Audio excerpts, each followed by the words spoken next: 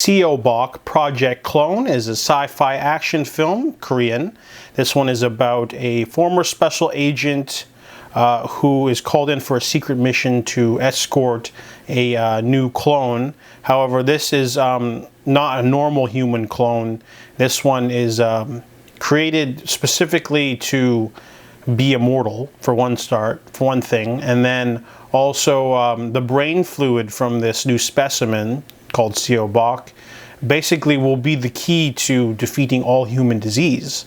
So as it so happens, our main character also is suffering from some sort of terminal disease, I believe a tumor, so he'll be able to get the Seobok clone to the other facility, and that's where the action bits come in. There's a couple of action sequences in this movie, very reminiscent to Safe House, you know, like a babysitting movie, you know, watching out for mercenaries and agents with guns, lots of stuff going on. But Seobok also has psychic powers and creates like a telekinetic field, which gives them an edge against their pursuers.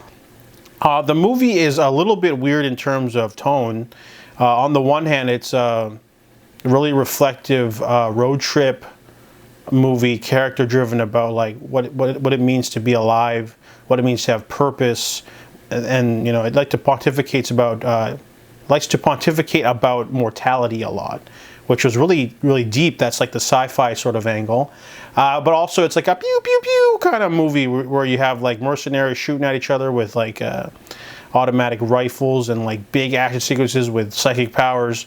It kind of has a hard time meshing the two together because, you know, it almost feels like action sequence, you know, because it feels obligatory, and then you have like a quiet slow moment, maybe with some flashbacks and some really good character development, and then, oh, don't forget, you're in an action movie, so we need to have some stuff go pow pow pow, and a little bit simplistic in that sort of regard, but the acting's pretty good, and I kind of feel like if this movie had more balls, it would have just been a sort of road trip movie, and it wouldn't need the action bits, or at least the action bits could be pared down a little bit to not feel like a giant blockbuster film, and instead more of just a simple spy sort of sci-fi movie. But either way, it was all right. Worth checking out if you're a hardcore fan of action films, I guess. But it didn't really do too much for me. So I give Seobok Project Clone a 6 out of 10.